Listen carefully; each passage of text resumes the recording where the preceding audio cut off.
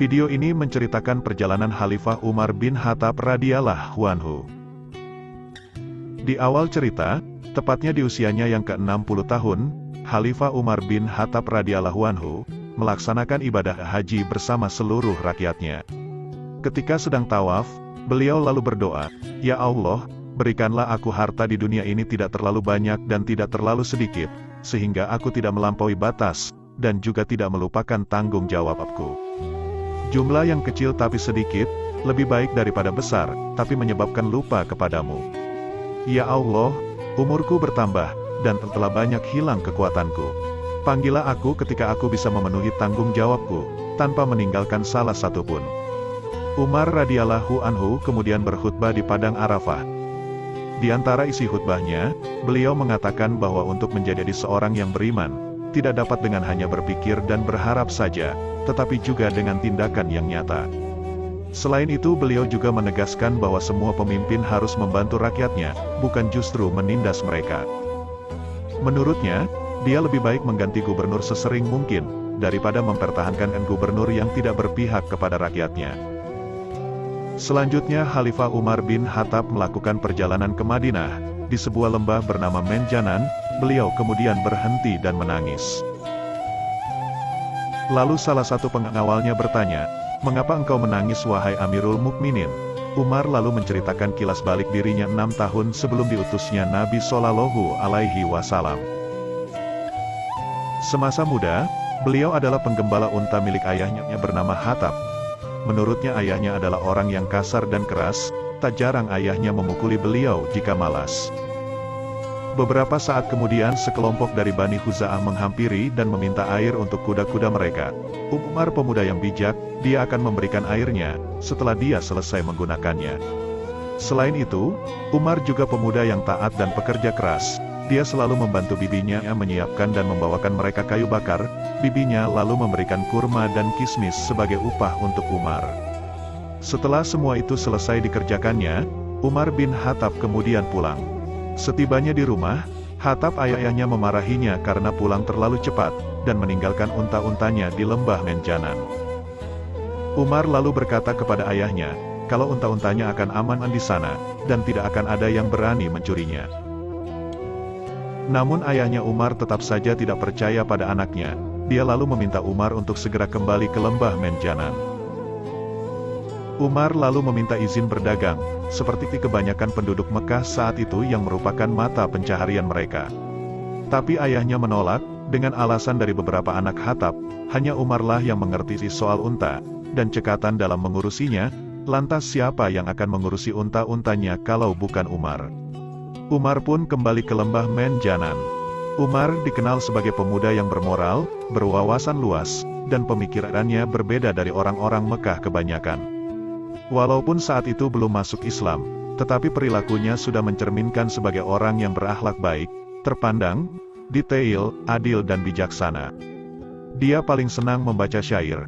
Apa yang dia lakukan setiap hari dia tidak pernah mengeluh. Dia mencari pengetahuan dari apa yang dikerjakan, mengambil hikmahnya, dan belajar dari kehidupan. Barang siapa teguh dalam pendirian, tidak akan goyah. Barang siapa takut akan kematian, maka kematian akan menguasainya, walaupun dia lari dengan menggunakan tangga menuju langit. Barang siapa berkecukupan tapi menolak untuk menolong orang, akan tidak diakui dan dikecam. Begitulah sepenggal syair yang beliau ucapkan. Beberapa saat kemudian, Zaid saudaranya datang dan memberikan sejumlah uang sebagai modal untuk berdagang kepada Umar bin Khattab. Pada 2 tahun sebelum diutusnya Nabi Shallallahu Alaihi Wasallam, Umar bin Khattab pergi ke Damaskus menjadi pedagang bersama rombongan kaum Quraisy lainnya. Saat Umar bin Khattab menjadi pedagang, beliau mengedepankan kejujuran dan keadilan. Beliau tidak akan sembarangan memberi diskon, dan tidak pula memberikan harga yang tinggi.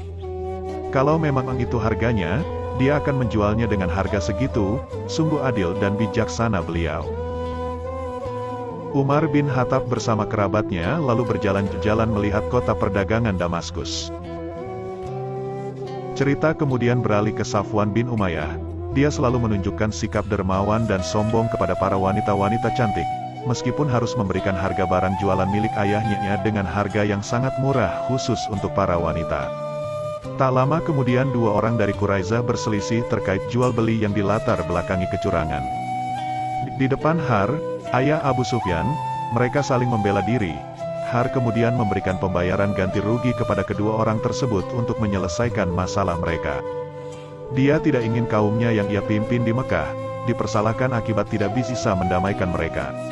Umar kemudian mengikuti pertarungan duel di pasar Ukas, keahlian bela diri dan gulat yang dia miliki, dengan mudah mengalahkan musuhnya. Beliau selalu memenangkan pertarungan di pasar Ukas, sehingga wajar jika namanya terkenal dan disegani di kalangan Quraisy Mekah dan seluruh Arab. Abu Sofyan bin Harb, Safwan bin Umayyah, Khalid bin Walid, dan Ikrimah bin Abu Jahal, adalah sebagian dari kawannya ketika muda, dan selalu membanggakannya jika dia menang bertarung. Kemudian tiba saatnya Allah Subhanahu wa Ta'ala mengutus seseorang dari penduduk Mekah sebagai seorang Rasul, yakni Nabi Muhammad SAW, yang membawa kabar gembira dan peringatan. Wahyu pertama Allah Subhanahu wa Ta'ala kepada Nabi Muhammad SAW adalah Quran Surat Al-Alaq. Bacalah, dengan nama Tuhanmu yang menciptakan manusia dari segumpal darah. Bacalah, dan Tuhanmu lah yang Maha Pemurah, Dialah yang mengerjakan dengan pena, yang mengajarkan manusia yang mereka tidak ketahui. Khadijah istri Rasulullah lalu menyuruh Ali bin Abi Thalib, yang diperkirakan saat itu berusia 12 tahun, untuk memanggil pamannya Warakah bin Naufal, untuk mendengarkan wahyu Allah Subhanahu wa Ta'ala kepada Nabi Muhammad SAW. Warakah lalu berkata, jika Nabi Muhammad dalam kebenaran, itu adalah malaikat yang sama yang diutus kepada Musa bin Imran. Ia berharap jika dia masih hidup saat kaum Nabi Muhammad mengusirnya, maka dia akan memberikan perlindungan yang kokoh untuk Nabi Muhammad. Karena siapapun yang datang dengan pesan yang sama itu akan dimusuhi. Lalu dia meminta Ali untuk selalu berada di samping Nabi SAW, untuk mendengarkan pesan kebenaran dari Allah Subhanahu wa Ta'ala, Tuhan langit dan bumi.